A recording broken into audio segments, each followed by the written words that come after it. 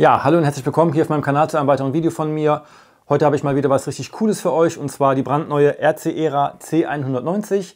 Das ist, wie man sehen kann, eine Airbus H145, und das richtig Coole daran ist, wir haben diesmal nicht so einen unschönen Heckrotor verbaut, sondern einen richtigen Fenestron, wie sich das für eine H145 auch gehört. Natürlich auch wieder RTF und dank Höhensensor auch wieder für Anfänger richtig gut geeignet. Die H145 gibt es von RC-Era in zwei verschiedenen Farben. Einmal als gelb-orange Version, die ich euch hier heute zeigen werde, und einmal als rot-weiße Version. Was die H145 sonst noch zu bieten hat, zeige ich euch hier in diesem Video. Aber erstmal gucken wir uns wieder an, was alles mitgeliefert wird.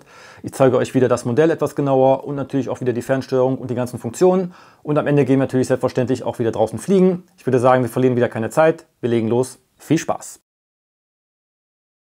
Dann machen wir den Karton mal auf und gucken mal rein, was alles mitgeliefert wird. Natürlich haben wir wieder als erstes eine Bedienungsanleitung, hier auf Chinesisch und Englisch. Dann haben wir eine Tüte, darin befindet sich ein USB-A auf USB-C Ladekabel zum Laden des Akkus und noch ein bisschen Werkzeug. Dann müssen wir erstmal die Kunststoffschale hier abnehmen. Da haben wir dann als nächstes einen Lithium-Ionen-Akku, und zwar einen 2S mit 1200 mAh im Hardcase mit Slide-Lock-Anschluss und einer USB-C-Buchse zum Laden. Und hier vorne haben wir noch einen Arretierungsriegel zum Sichern des Akkus im Heli. Dann haben wir noch eine weitere kleine Tüte, dort befinden sich die 5 Ersatzrotorblätter drin. Dann haben wir natürlich noch eine 2,4 GHz Fernsteuerung mit dabei, wieder komplett mit federbelasteten Steuerknüppeln. Die zeige ich euch gleich auch nochmal etwas genauer. Und zum Schluss natürlich noch die schicke H145 hier im Design des französischen Zivilschutzes, und die schauen wir uns als nächstes mal etwas genauer an. Ja, werfen wir auch hier mal einen kurzen Blick auf die neue RC-Era H145. Wie mittlerweile bei vielen Minimodellen auch wieder richtig schön Scale gemacht. Vor allem, was auch hier richtig cool ist, wie eben schon gesagt, haben wir jetzt hier hinten einen richtig innenliegenden Fenestron verbaut und nicht mehr wie bei den Vorgänger ECs so einen normalen außenliegenden Heckpropeller. Das gab es vorher, glaube ich, als RTF-Version so noch nicht. Einziger Wermutstropfen ist, dass der Rotor des Fenestron leider hier auf der falschen Seite sitzt. Der ist nämlich eigentlich in Flugrichtung auf der rechten Seite. Was auch richtig cool ist, dass wir hier wie bei der neuen Original H145 ebenfalls einen 5-Blatt-Rotorkopf verbaut haben. Der wird hier über eine Ritzel-Zahnradverbindung von einem Brushless-Motor angetrieben, und auch der Fenestron wird hier ebenfalls über einen Brushless-Motor angetrieben, das natürlich dann direkt. Wo wir schon mal bei den technischen Details sind, bleiben wir noch kurz dabei. Die Taumelscheibe wird auch hier wieder ganz klassisch von 3 Mikroservos angesteuert. Die Rotorwelle, die Taumelscheibe und das Rotorkopf-Zentralstück sind hier aus Aluminium und die Blatthalter aus Kunststoff gefertigt. Die Blätter sind leider schwarz, haben hier aber an den Enden diese gelben Blattspitzen. Was alle Einsteiger freuen wird, hier unten haben wir noch einen optischen Höhensensor verbaut, und es soll sogar ein barometrischer Höhensensor verbaut sein. Das kann ich allerdings jetzt nicht prüfen. Es wurden auch wieder viele Scale-Details angebracht, wie die Nieten hier überall am Rumpf. Auch die Blechstöße und die Türen wurden hier schön dargestellt. Auch einen Scheibenwischer haben wir hier vorne angebracht. Ebenfalls wurden die ganzen Lufteinlässe hier abgeformt. Am Heckausleger sind auch viele Details dargestellt, und auch unter dem Heckausleger und unter dem Rumpf sind die ganzen Details inklusive Nieten berücksichtigt worden.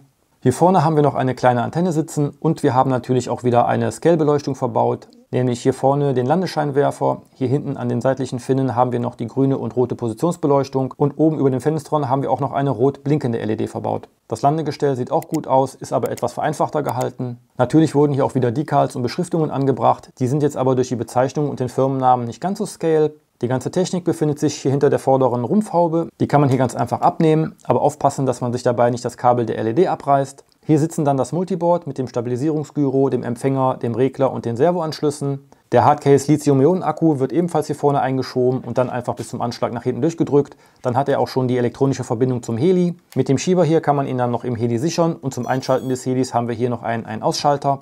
Der Rotorkreis beträgt bei der H145 320 mm, die Rumpflänge 335 mm, und wir haben hier ein Abfluggewicht von ca. 240 Gramm, und die Flugzeit beträgt je nach Flugstil ungefähr 10 bis 12 Minuten.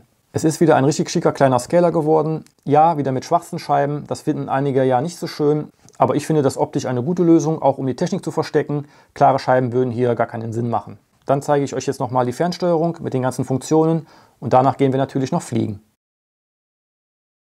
Ja, wir haben hier eine klassische 2,4 GHz Kunststofffernsteuerung. Sie ist recht klein und leicht, liegt aber auch ganz gut in der Hand. Die Knüppelaggregate sind hier wieder aus Kunststoff und die Knüppel aus Aluminium. Die lassen sich sogar in der Höhe verstellen. Die haben auch wieder diese Zackenkrone oben drauf, damit man als Daumenflieger nicht abrutscht. Alle 4 Achsen sind auch hier wieder federbelastet. Das brauchen wir für die automatische Start- und Landefunktion. In der Mitte haben wir den einen Ausschalter, darüber eine kleine Status-LED. Dann haben wir um die Knüppelaggregate die Trimschalter, damit können wir den Heli dann im Flug nachtrimmen. Dann haben wir unten links den Knopf für die automatische Startfunktion.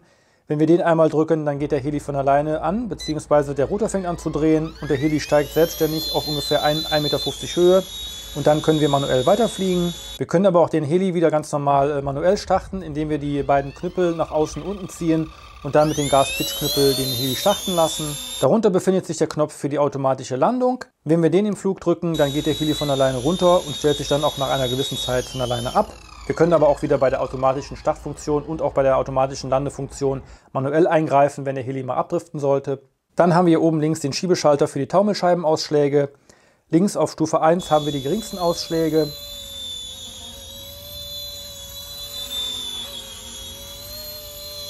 In der Mitte auf Stufe 2 haben wir etwas mehr Ausschläge.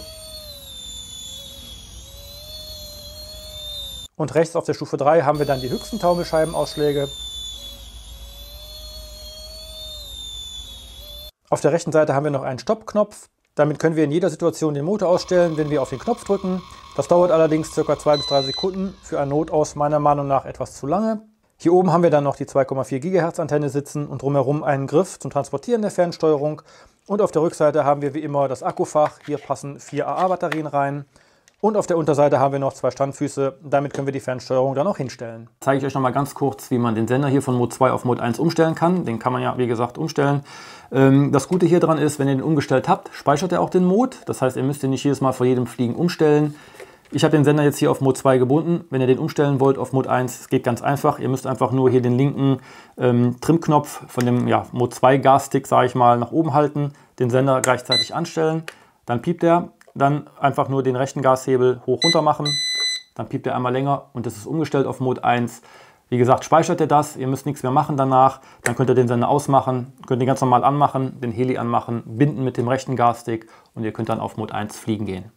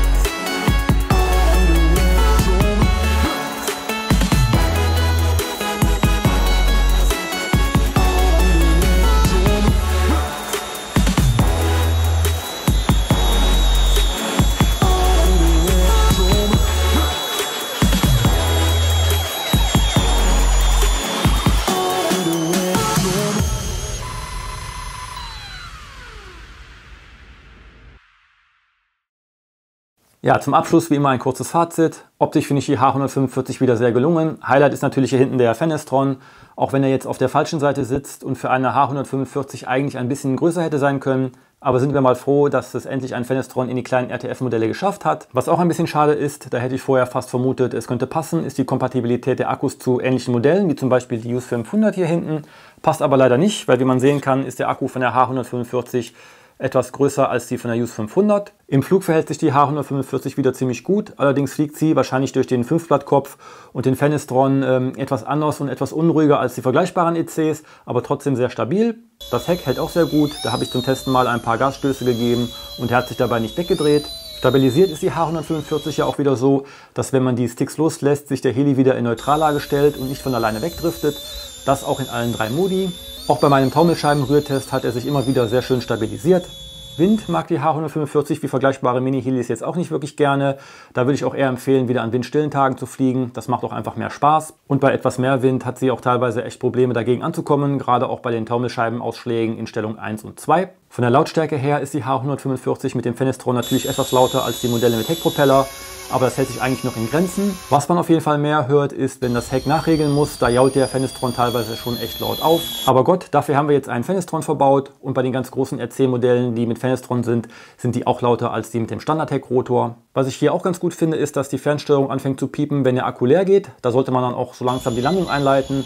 Das schont auf jeden Fall den Akku. Optisch sieht man das dann auch, wenn alle LEDs anfangen am Heli zu blinken. Die Auto-Start- und Landefunktion funktioniert auch wie gewohnt gut, vorausgesetzt natürlich, der Heli ist vernünftig ausgetrimmt.